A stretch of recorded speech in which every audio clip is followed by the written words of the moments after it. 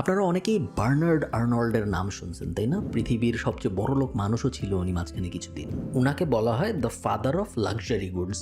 দুনিয়ার যত luxury brand আছে এই সব ব্র্যান্ডের বেশিরভাগই আসলে এই লোকের। মজার ব্যাপার দেখেন, এই কোম্পানিগুলোর বেশিরভাগই কিন্তু উনি আসলে শূন্য থেকে বানায় নাই। 1984 সালে উনি ক্রিশ্চিয়ান ডিওর কেনার সময় ক্রিশ্চিয়ান ডিওর তেমন কোনো আহামরি কোম্পানি ছিল না। আজকে ক্রিশ্চিয়ান ডিওরের অবস্থা দেখেন কি। 1987 সালে উনি লুই ভিতন নামে ছোট্ট একটা কোম্পানি কিনে। লুই ভিতনের কোনো অবস্থায় ছিল না 1987 সালে। আজকে লুই ভিতন কি আপনারা জানেন? ফেন্ডি, ডিকেএনওয়াই, দুইটা বেশ ফেমাস কোম্পানি উনি কিনে 2001 সালের আশপাশে। তখন কেউ এই দুইটা কোম্পানির দিকে ফিরেও তাকাইতো না। আজকে দুইটা কোম্পানি জায়ান্ট।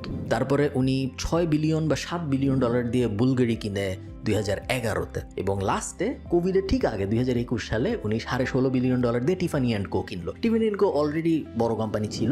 হাউএভার 2021 সালে টিফানি অ্যান্ড কোর যে অবস্থা ছিল, আজকে টিফানি অ্যান্ড কোর অবস্থা আরও ভালো। ওরা 100 না 150 নতুন স্টোর ওপেন করছে ওই কেনার পরের থেকে।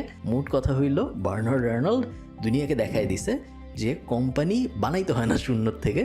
কোম্পানি যদি কিনেও কেউ সুন্দর মতো ম্যানেজ করতে পারে, তাহলে শুধু এই কেনা কোম্পানি দিয়েই একজন পৃথিবীর সবচেয়ে বড় লোক মানুষ হয়ে যেতে পারে। আপনি কি ভাবতে পারেন যে একটা মানুষ, সিঙ্গেল মানুষ 75টারও বেশি লাক্সারি ব্র্যান্ডের মালিক?